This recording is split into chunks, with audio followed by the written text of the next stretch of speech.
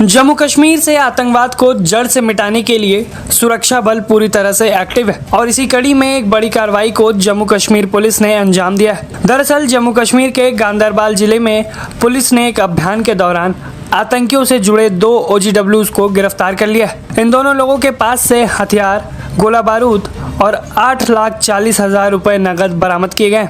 Gift भी ऐसा है जो हम बार बार बोलते थे कि ये उग्रवाद का जो गढ़ है वो 2 ही जगह है, वो है या तो एक किताब, दूसरा है मस्जिद। और सुप्रीम कोर्ट ने बोल दिया इन मस्जिदों को और सो कॉल्ड मदरसों को तोड़ना पड़े आप तोड़ दीजिए। अगर भारत को बचाना है तो इन्हें तोड़ने की आपको परमिशन लेने की जरूरत नहीं है, हमें कोई प्रॉब्लम नहीं है।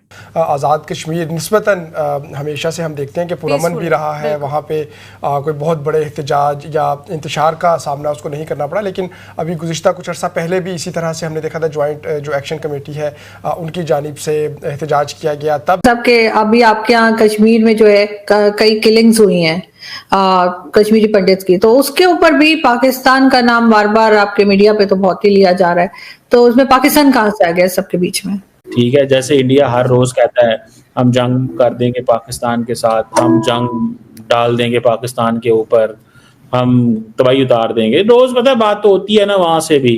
तो अब वो कह रहे हैं जी देखें इन्होंने रेड फोर्ट की बात की थी तो देखें रेड फोर्ट पे हमला हो गया। तो ये मतलब what do you make of that? ये क्या? यानी कि 2026 में जो सुप्रीम कोर्ट के हमारे जजेस हैं उन्होंने भारत की शुरुआत कर दी है। भारत की बोल रहा हूं, इंडिया की नहीं बोल रहा।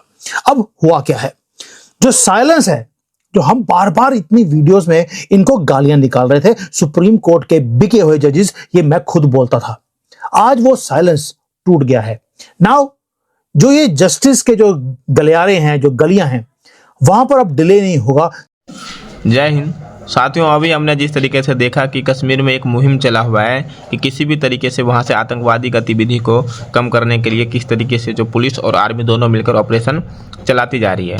और साथियों ये जो है पिछले कुछ सालों से ये कार्यवाही बहुत तेज़ी में देखने को मिल रहा है। हालांकि जो है अब साथियों किसी भी तरीके से अब कश्मीर पूरी तरीके से इंडिया के कंट्रोल में एक तरीके से है, क्योंकि साथियों वहाँ पर आतंकवादी गतिविधि जो है बहुत ही कम हमें देखने को मिल रही है। और इसी बीच में साथियों हमने देखा कि किस तरीके से टेररिस्ट को मदद करने वाली महिला को भी पुलिस ने खोज निकाला।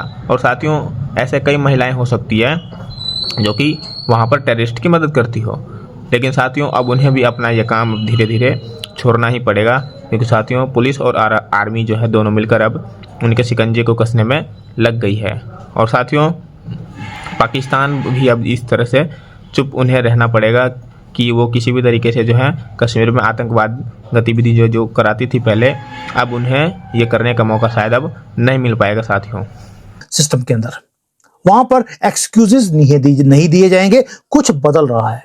ऐसा लगता है कि जैसे हवा वो चेंज होनी शुरू हो गई है। ये सुप्रीम कोर्ट के जजेस को उनको पता लग गया कि भाई दुनिया वॉच कर रही है, हर रोज सोशल मीडिया पे इनको गालियां पड़ रही हैं, इसलिए अब वो खुद मैदान में उतरे हैं।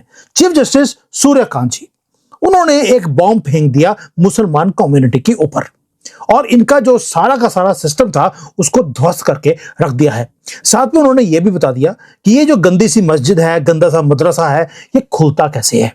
वो शुरू होता है झूठ से।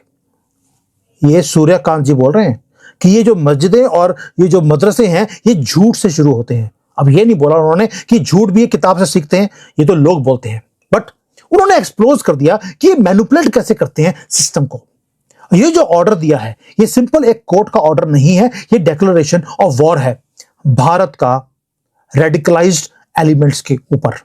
ये वॉर है लैंड माफिया के ऊपर, ये वॉर है बिल्डर्स के नाम के ऊपर जो धर्म का सहारा लेकर उसके पीछे ये जमीनों को हड़पते थे। इनको लगा कि यार हम इतने बड़े लोग हैं, हमें को टच कर नहीं सकता, और इनको लगता था कि सिस्टम के ऊपर ये हमेशा इन्होंने ऐसा कब्जा किया हुआ है पूरे कोर्ट्स के अंदर कि ये सिस्टम को हमेशा के लिए अपने हाथ में रखेंगे। दे वर रॉन्ग। गेम खत्म हो चुका है, मास्क आज उतर गया, और मास्क उतारा भी किसने? Chief justice himself. अब देखते हैं हुआ क्या। 2 केस आए कोर्ट के पास, एक आया दिल्ली में, एक आया महाराष्ट्र में। पेपर के ऊपर लगा कि यार इनोसेंट लोग हैं, वो अपनी एक रिलीजियस साइट जहां पे मदरसा और एक मस्जिद खुली हुई थी, ये उसको बचाने के लिए आए हैं क्योंकि उसके ऊपर बुलडोजर चलने वाला था।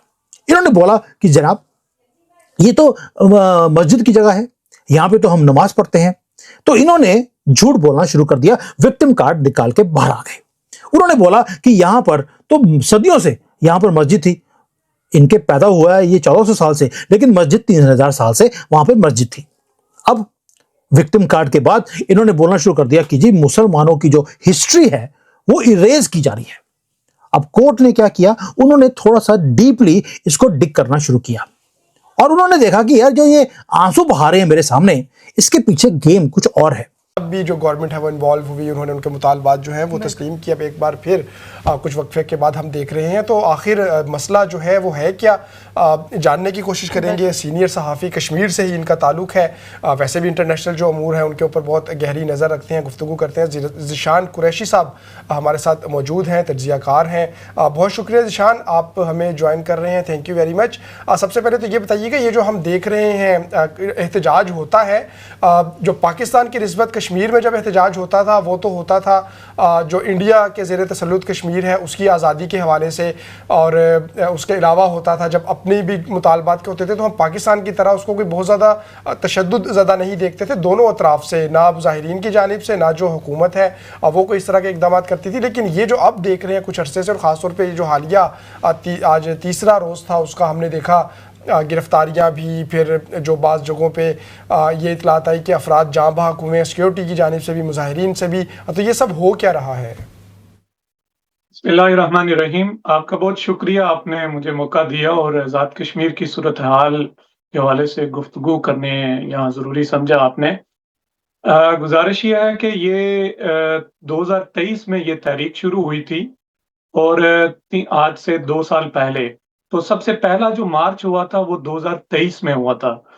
उसकी बुनियादी वजह यही थी कि जो मुजाहिरीन थे आज़ाद कश्मीर के अंदर, तो उनका मुख्तलिफ शहरों में उन्होंने कुछ दिनों के लिए धरने दिए और उनके कुछ ख़ास मुतालबात थे जिनका ताल्लुक आज़ाद कश्मीर के बुनियादी हकूक़ से है, जिसमें सड़कें हैं, जिसमें सेहत का निज़ाम है, तालीम है, और उस वक़्त बिजली जो है वो आटे की महंगाई, ये बहुत सारी चीज़ें थी जिनकी वजह से लोग सड़कों पे आए और उन्होंने रावलाकोट, बाग और कोटली, ये 3 अज़ला थे जिसमें उन्होंने तहरीक का आगाज़ किया था और धरने दिए थे।